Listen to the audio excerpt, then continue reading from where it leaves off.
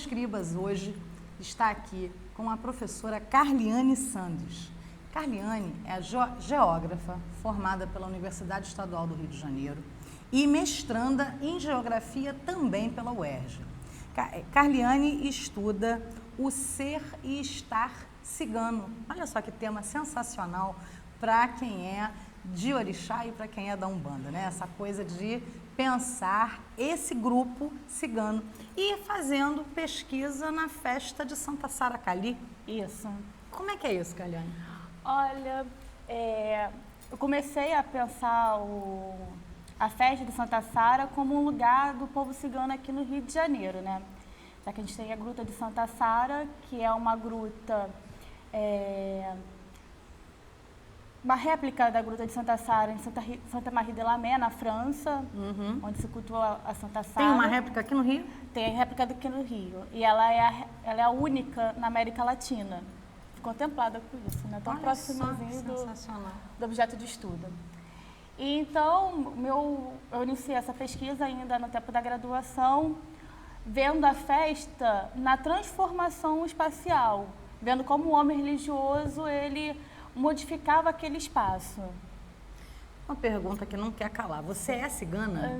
Não sou cigana. Então, durante a pesquisa de campo, na época da graduação, eu me deparava com essa pergunta, né, do você é cigana? E toda vez que eu ia fazer uma pesquisa, uma entrevista, quando eu perguntava, você é cigana? Aí eu sempre escutava, não sou cigano de origem, mas sou cigano de coração. Aí aquilo me deixou com calor, né, de pesquisadora. O que seria aquele cigano de coração? Aí por isso que eu tento, né, na minha pesquisa de dissertação, responder essa indagação, né? O que é ser cigano? E o que é ser cigano no Brasil? Porque a gente tem o povo cigano, não é um povo, tem várias diferenças, sim, né? A gente aqui no Rio de Janeiro tem várias formações, sim, étnicas, seria isso? Tem vários clãs. Vários clãs. Aí o que acontece? Quais são esses clãs? Ai, são inúmeros. São muitos? São inúmeros. É mesmo? Isso. Tem uma diversidade assim tão grande? Tem. O mais presente aqui no Brasil são os calões, né? Que veio junto com a corte portuguesa para cá. Mas eles estão nas áreas mais pobres do Brasil, no Nordeste, na concentração ali também no Centro-Oeste. Aqui no Sudeste você tem ali em Minas Gerais, bem forte a concentração de calões. Aqui no Rio de Janeiro, a festa de Santa Sara, ela é organizada por uma líder cigana, né, que é a Miri Stanesco, que ela é representante do clã esqueci o nome agora. Enfim, que não é Calon. Que não é Calon, mas tem uma liderança forte dentro desse povo. E que ela está hoje no Ministério de Raça e Cultura do Brasil. Uma das líderes, sim, de lá. Aí o que acontece? Eu fui para estudar o povo cigano, de etnia, de origem, né? Mas chegando lá veio essa indagação do que é ser Quem são cigano. essas pessoas que se identificam como ciganos de coração? Então, são pessoas que vão ali à procura da fé cigana, que vão cultuar a imagem de Santa Sara Cali. Muito ligada com a Umbanda aqui no Brasil, o Candomblé. Mas em nenhum momento eles falam que são do Candomblé e que são da Umbanda. Eles apenas falam que são ciganos de coração. Ah, é? Não, eu sou cigano de coração, eu me visto como cigano, eu dou consulta com cigano, eu tenho um cigano, tenho uma cigana, mas eles também não se diz que é de uma religião afro-brasileira.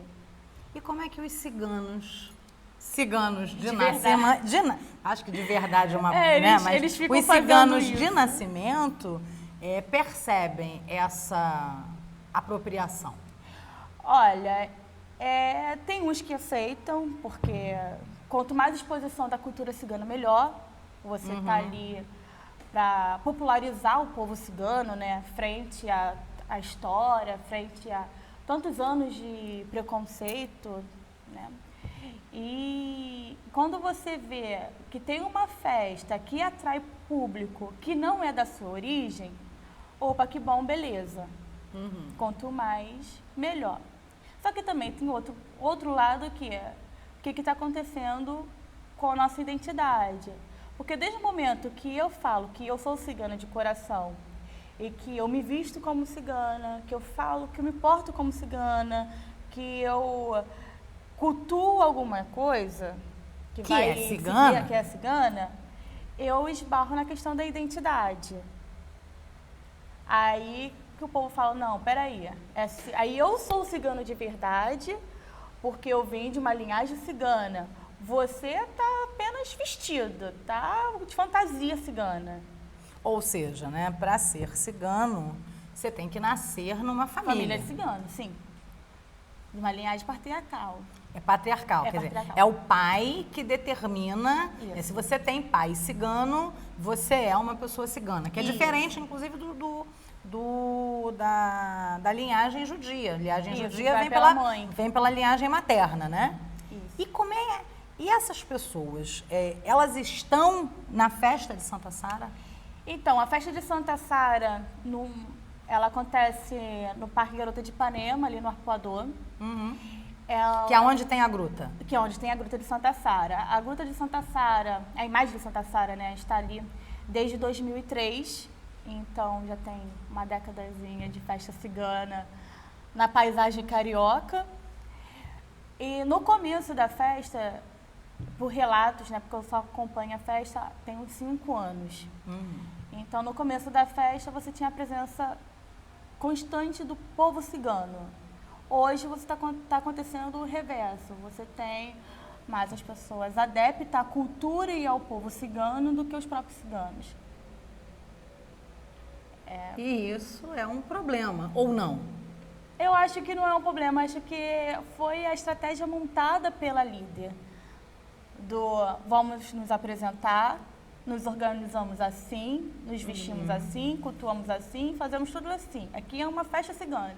No momento que você conseguiu atrair todo mundo, eles começam a voltar para os seus lugares, a circular, porque o objetivo era atrair e dar uma transparência do que é aquela comunidade.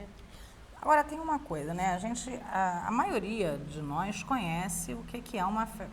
Quer dizer, pelo menos o que é uma quermesse, que seria uma festa católica, né? Uma quermesse é uma festa católica. Qual é a diferença, por exemplo, de uma quermesse para a festa de Santa Sara? Então, a Santa Sara é uma santa católica, né? A igreja reconheceu ela lá em 1700, mas apesar de seu culto ainda ser ocultado da igreja, né?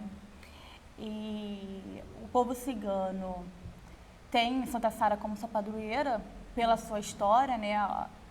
Ela acaba se aproximando muito da história do povo cigano, que sofreu perseguição, que foi amedrontado. A Santa Sara Cali não era uma cigana de nascimento? Não, era uma cigana de nascimento. Ela... Convertida, nada disso? Não. A história dela, né? A lenda dela, que ela, junto com as outras 3 Marias, foi lançada ao mar para que morresse de fome e de sede. E 3 Marias que você está falando é a Maria, mãe de Jesus, a Maria Madalena e... Maria, mulher de Jacó. Sim. E elas foram lançadas ao mar para que morresse de fome e de sede. E Santa Sara pediu a Deus que se elas conseguissem abarcar em algum lugar, a partir daquele momento ela ia começar a espalhar a palavra de Jesus pela terra. E logo após ela ancorou em Santa Marie de la Mer, que é na França. E por ser de pele negra e por tudo isso, os ciganos começou a cultuar a sua imagem. Mas por que por ser de pele negra? Porque, assim, dois mitos, né? Uma das lendas, a origem do povo cigano, você vem ali do Oriente, ali da Índia. Então, a sua aproximação com a pele, com a descrição do corpo, ela é muito forte. Porque você tem essa questão do corpo e da própria história, né? Já que ela foi perseguida. Quer dizer, cigano branco... É complicado. Tem aqui. Não, tem. Assim, cigano tem esquimó. Tem cigano esquimó? Tem, eles estão presentes em toda parte do mundo. Olha só. Assim, que ser interessante. cigano é uma questão de etnia. Você tem a origem que tem diversas fontes históricas de onde que surgiu esse povo, mas você tem cigano brasileiro, cigano árabe, cigano de todas as formas. Olha. E aqui no Brasil, os ciganos que eu estudo são ciganos católicos, devotos de Santa Sara, né? Então, a diferença da festa cigana de Santa Sara para uma quermesse de sei lá, São Bento, São Benedito, é que você tem a espiritualidade cigana presente. Assim, um pouco de magia. Não, como é que é isso? Então, vamos lá. Você tem, né? Na minha monografia, eu chamei de circuito religioso. Aí você chega, você tem a oração para Santa Sara feita em Romarim, e pela líder carismática, né, a Miriam, né? E você, em seguida, você tem a oração feita em português pelos fiéis. Após essa lida, né, da oração, você começa a passar pelas práticas religiosas da fé cigana, que é o banho das 7 ervas, aí você tem o incenso, você tem a queima desse incenso na fogueira de Santa Sara, aí depois você come o pão e o vinho de Santa Sara, que reza a lenda que toda festa cigana você tem que comer e beber. Né? Você traz prosperidade para quem está te oferecendo a festa e também leva consigo a prosperidade. Então você tem esses ritos, tem esses momentos da festa cigana. O que você não vai acontecer na festa de São Benedito, você não tem. Não tem missa. Não tem a missa, só tem a oração de Santa Sara. E toda a prática ritual ela acontece na rua. Não, acontece na praça. Na praça? Isso, na praça. Que é uma praça famosíssima, né? Sim. Do corpo carioca, que está em frente a um dos cartões postais mais visto pelo Rio de Janeiro, quer dizer, pela população mundial, né? Cartão postal do Rio de Janeiro, que é ali no posto 8, né? Na Praia do Arpoador. Tem uma circulação de pessoas de alta classe. Padre na festa de Santa Sara não tem. A única pessoa que organiza, que faz e acontece é a Miriam Stanisco. É ela que faz a oração, é ela que organiza, ela é quem manda. Quer dizer, é uma santa católica, mas que... Porém, é realizada a festa, quer dizer, é realizada a festa A cigana. Santa Sara não tem igreja, por exemplo? Tem em Santa Maria de Lamé. Em Santa Maria Maria de de Lamé. Só na França? Só na França. Aqui no Brasil a gente tem a réplica dessa gruta. Ok. E outra coisa, Carliane, do ponto de vista da população, os ciganos representam quanto de pessoas no Brasil hoje? Você tem, não números fechados, evidentemente, que a gente, né, você não precisa saber disso, mas assim, uma ideia. Olha, 1 milhão de pessoas, 2 milhões de pessoas? 1 milhão, pelo censo. Mas aí que tá, né? Uma parte da minha pesquisa. Pelo censo IBGE são 1 milhão de ciganos.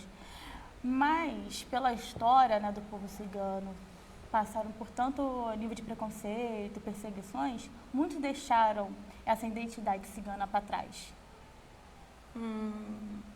Então é complicado contabilizar aquele Mas que não como se diz assim? cigano. Deixaram para trás? Mudaram de nome? Não, que mudaram de nome, não assume a identidade cigana. Sou brasileiro, não sou cigano. Com medo dessa... Com medo da perseguição. Que é histórica, né? Que é milenar. Quer dizer, a perseguição aos ciganos começa efetivamente por conta de quê, Carliane? Olha, você tem ali a primeira lenda, né, que é a que eu trabalho com ela, que vem ali da Índia. Você tem um confronto com a terra. Aí o povo cigano diz que não briga por terra porque o mundo é o terraço dele. Então começa a diáspora cigana, em busca de uma terra prometida. Então o povo começou a andar, a ser nômade e por aí se estabeleceu pelo mundo afora. Aí você tem a ida pela Europa, né, pela questão até mesmo geográfica, essa aproximação pela Europa, pela África e pelo lado da América você vem junto com as primeiras caravelas. Você tem relatos aqui de família cigana vindo com as primeiras caravelas. Com a caravela de Pedro Álvares Cabral. Isso. Em 1500. Em 1500. Aqui em 1500 a gente já tinha ciganos chegando no Brasil. Isso. E por que a história não conta isso? Então, é complicado, né? A academia começou a estudar, tipo, se aproximar dessa história do povo cigano há pouco tempo. Eu tenho uma dificuldade imensa de achar bibliografia sobre o povo cigano. Eu acho que, tipo, não faz parte da identidade brasileira o povo cigano. Foi esquecido, foi ignorado. A gente vê agora inúmeros trabalhos, até mesmo de próprios ciganos, em busca dessas respostas, preencher essas lacunas históricas, né? E agora, junto com o governo federal, isso tem começo do governo do PT, que vem buscando uma nova identidade brasileira. O brasileiro não é só composto de negro, brancos e pardos. Tem muito esse é um mais. mito das 3 raças que Isso a tem gente muito já mais. caiu por terra há algum tempo, né? Então, aí vamos buscar essas novas identidades e o povo cigano está presente sim. Agora, a Miriam Stanesco é uma figura muito emblemática aqui no Rio de Janeiro. Isso. Né? E falando da Miriam, me lembro de outra figura sensacional que a gente perdeu há pouco tempo, que foi a Liz Vacite, né? Que era uma mulher encantadora, né? Uma pessoa com a qual eu tive o prazer de conviver e de participar de vários debates e embates. E essas mulheres são mulheres que precisam ser muito bem tratadas. Com certeza. Porque o que a gente vê, por exemplo, dentro da tradição cigana, e obviamente que eu não estou aqui para fazer juízo de valor, porque cada um tem a sua tradição e as suas próprias práticas, né? As mulheres são impedidas de estudar? Ainda ocorre essa prática. Ainda ocorre? Isso é comum? Ainda ocorre essa prática. Ainda é comum aqui no Brasil, sim. É um pouco triste, né? Porque existe uma separação de gênero muito específica, quer dizer, as mulheres têm um trabalho assim assado, e qual é o espaço reservado para a mulher? Então, a mulher... Porque também a gente precisa pensar o seguinte, né? A gente diz assim, oh, que absurdo, né? Elas não estudam, mas às vezes essas sociedades, como por exemplo o Islã, tem uma forma de valorizar as suas mulheres que é completamente diferente da forma ocidental que nós pensamos. Quer dizer, qual é a forma que o povo cigano trata? Então, a mulher, ela estuda até a hora do seu casamento. Ainda ocorre sim aquela prática de você combinar casamento, ainda quando a menina é jovem, e quando chega a hora de se casar, elas são retiradas da escola, desse convívio social. E ela é voltada para a família dela, para o clã dela, que ela tem, sim, o seu lugar demarcado ali naquele lugar.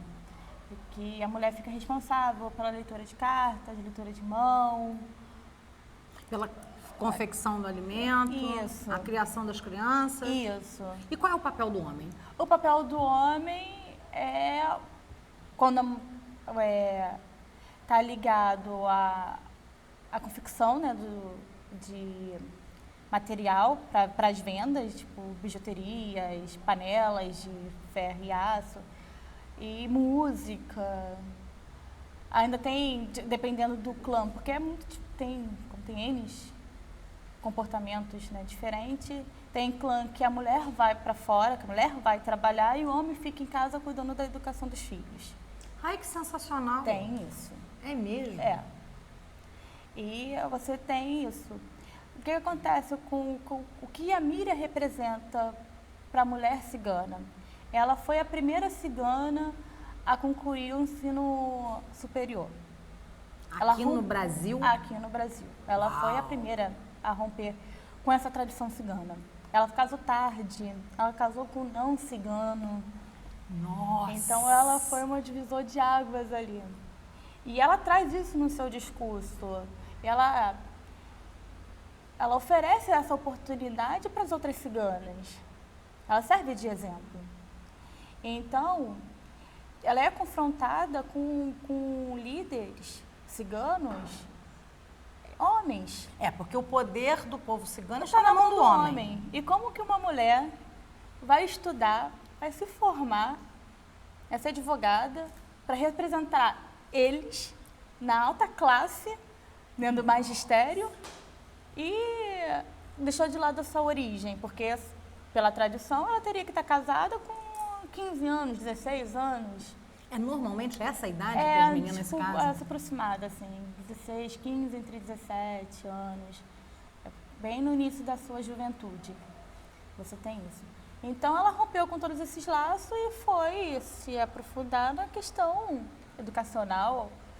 Então, você tem uma briga política forte entre a Mira Stanesco e outros líderes ciganos, até mesmo comigo,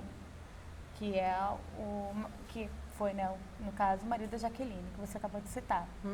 Então, a gente acaba tendo ali uma territorialidade cigana, porque quem é, sei lá, próximo da Miriam não frequenta os mesmos lugares que o Mio.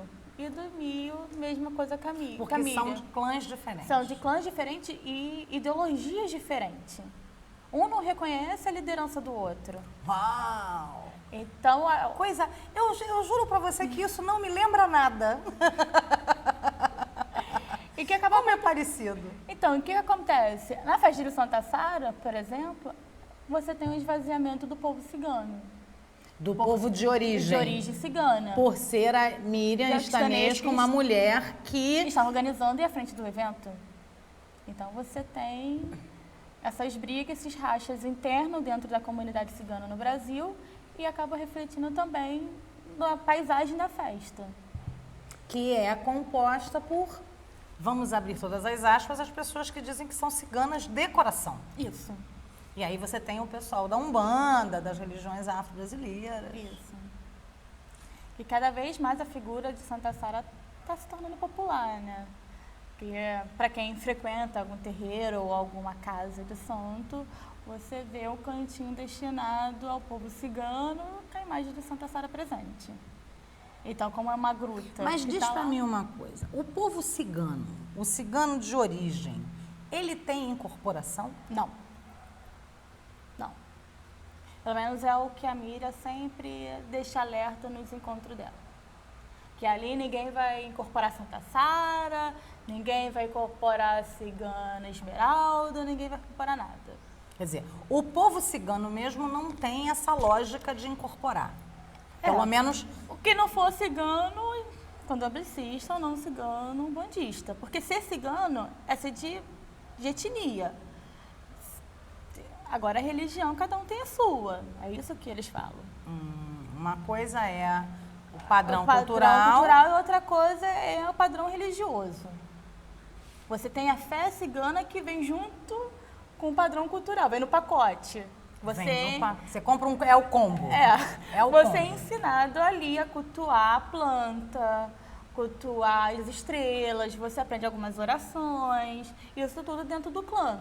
O que ele chama a atenção para quem se diz cigano de coração, porque quem não convive com isso desde pequeno, que não tem essa oralidade dos mais velhos, não sabem. Então, eles não podem se afirmar ciganos se eles não sabem. É aí que está o embate das duas identidades, da tradição e da renovação, né? Porque uma coisa é você comprar uma veste e entrar numa academia de dança cigana. Aí você vai saber dançar. Sim. Mas você não vai saber cultuar. Neste caso também o hábito não faz o monge, né? Isso. Botar uma roupa cigana... Não quer dizer que você é capaz de decodificar tudo aquilo que está acontecendo. Quer dizer, então, na verdade, você está dizendo o seguinte, né? O povo cigano, você nasce cigano, você não se inicia para cigano. Não existe. Não existe. Não existe uma lógica de incorporação, de iniciação. Você não chega num acampamento cigano e diz assim, eu hoje me acordei e quero ser cigana e vou lá. Quero que vocês me recebam. Não, isso não acontece. O que acontece mais próximo disso? O povo cigano, na sua história, eles têm essa característica de ser um povo acolhedor. Ah, você não tem pai, você não tem mãe, você está É precisando... por isso que tem essa lenda que rouba a criança. safada, pejorativa, que diz, né, o pessoal, cuidado com o cigano, que cigano rouba a criança. Tem. É daí que vem essa... É daí que vem essa lenda. Desse acolhimento com os órfãos. Isso. Isso aconteceu muito nas guerras, né? Nas guerras, no tempo medieval, que você tinha crianças fora do casamento, da corte. E que eram bastardos. Que era bastardo, e quem vai ficar com essas crianças, bota na rua e o povo cigano vai acolhendo. Quer dizer, não tem criança abandonada no povo cigano, né? Não, não tem. Tem mendigo no povo cigano? Não, não tem uma sociedade, não. É um povo Os velhos muito... são abandonados? Tem Não, asilo no povo não. cigano? Não. Creche? Não. São os 2 pontos. São os idosos e as crianças são extremamente acompanhados pelo povo. Os velhos, os idosos, né? Você tem total respeito pela experiência de vida que aquela pessoa tem. Uhum. E a criança, porque é renovação. Então, esses 2 pontos da vida é muito respeitado dentro da comunidade cigana. Ou seja, uma mulher cigana botar um filho na creche é impensável. Você tem, se ela viver em acampamentos, né, você tem uma sociedade que está ali acompanhando, faz parte da rotina da pessoa. O seu filho não vai ser o teu filho, ele vai ser uma criancinha em torno de várias. Então não tem essa lógica de creche, não funciona. Pegar um vovô, o vovô tá caduco, bota no asilo, isso também não existe. Não, pelo contrário, ele que tem que estar lá, aquele que vai passar o conhecimento de que foi transmitido a ele e assim vai. Ele que vai transmitir o conhecimento, ele jamais vai ser abandonado. Pelo contrário, ele é ovacionado dentro da comunidade cigana. Sensacional. E muito próximo daquilo que os afro-religiosos, o povo do candomblé, pelo menos, né, das umbandas que a gente conhece, que são as mais tradicionais, prezam, né? É o respeito pelos mais velhos, né, que é quase prática, que é alguma coisa que se aproxima muito do mito de Sankofa. Você tem que olhar para trás, você tem que se conhecer de onde você veio, para você saber quem você é e você poder produzir, né, o que está, o seu futuro, né, essa coisa dessa ancestralidade que é... Aí, inclusive, eu tenho uma amiga que diz o seguinte: vamos resolver os problemas das crianças abandonadas e dos idosos. Vamos pegar as crianças e colocar nos asilos, porque vai ser a coisa mais sensacional, né? Porque os idosos passam os seus conhecimentos todos para as crianças e as crianças dão amor e carinho para esses idosos, né? Exatamente, é isso que acontece. Pensando numa tradição que ela é passada pela oralidade, que vai transmitir? O idoso, ele é um livro. Sim. É o detentor do conhecimento. Então, para que ser abandonado? Não vai acontecer isso. Pelo contrário. Que a gente consiga aprender um pouco com os povos ciganos, sabe, Carliane? Eu acho que a gente está precisando aprender muito. Essa sociedade que está aí tem que aprender muito sobre oralidade, tradição, reverência aos mais velhos e, principalmente, cuidado com os mais jovens. Essa foi Carliane Sandes, geógrafa e mestranda da UERJ.